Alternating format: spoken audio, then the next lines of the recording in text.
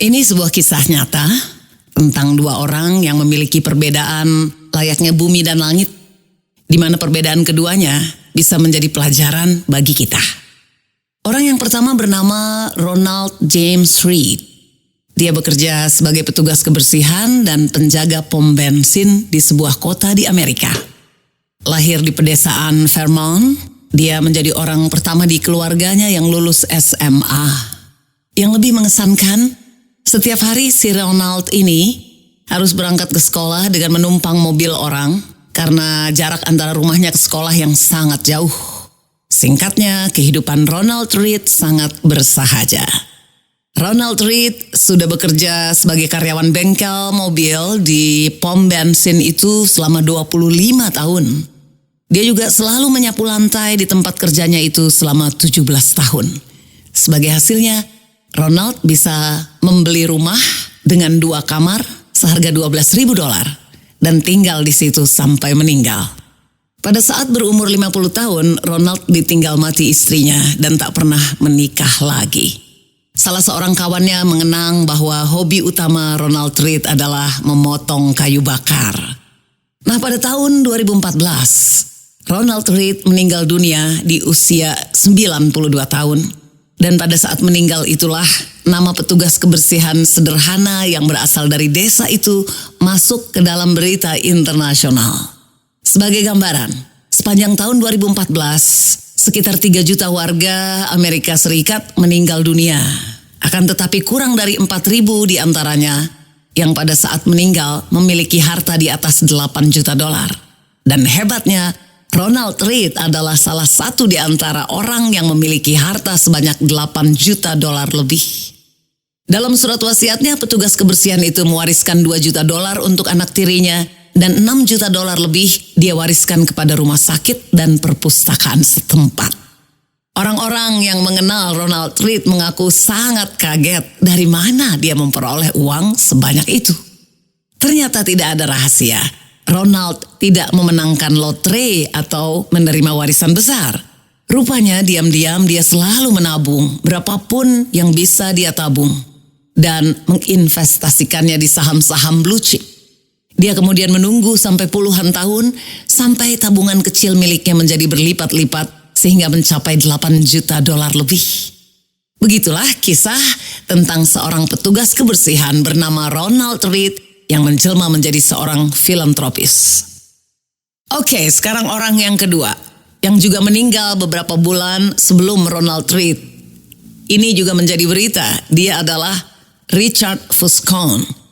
Sangat berbeda dari Ronald Reed, Fuscon adalah seorang eksekutif Merrill Lynch lulusan Harvard yang bergelar MBA dan memiliki karir yang sangat sukses bertabur bintang di bidang keuangan. Sehingga dia bisa pensiun pada umur 40-an tahun untuk kemudian menjadi filantropis atau dermawan. Mantan CEO Merrill Lynch, David Komansky, memberikan pujian setinggi langit atas keahlian bisnis, kepemimpinan, pertimbangan bagus, dan integritas pribadi Fuscon. Maka tak heran kalau majalah bisnis Crain's pernah memasukkan Fuscon ke dalam daftar pebisnis sukses under 40. Sayangnya kelanjutan kisah Fuscon harus buyar di tengah jalan. Pada pertengahan tahun 2000-an, Fuscon meminjam banyak uang untuk memperluas rumah 1.600 meter persegi miliknya di Greenwich, Connecticut yang memiliki 11 kamar mandi, 2 lift, 2 kolam renang, 7 garasi yang biaya pemeliharaan bulanannya di atas $90.000. Sampai tiba-tiba krisis keuangan 2008 melanda Amerika.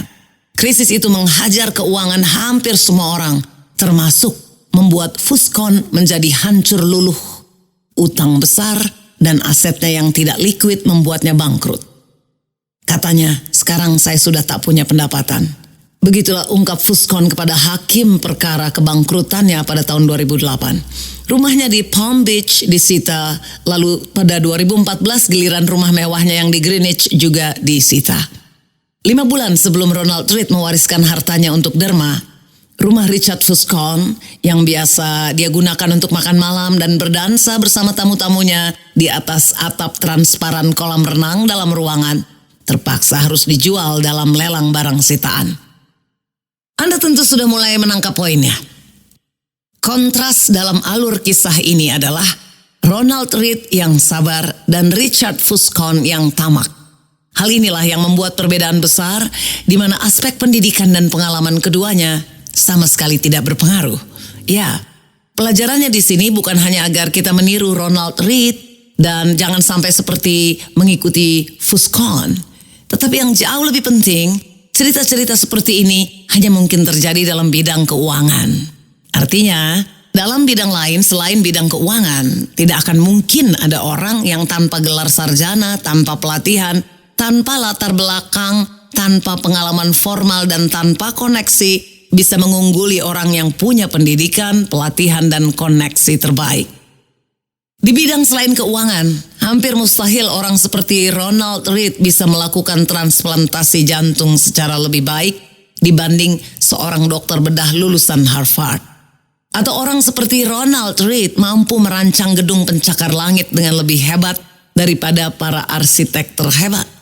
Juga tidak akan pernah ada cerita seorang petugas kebersihan mampu mengungguli seorang insinyur nuklir top dunia. Akan tetapi, ceritanya menjadi berbeda di dunia keuangan atau investasi. Perbedaan antara Ronald Read dan Richard Fuscon mempunyai dua penjelasan.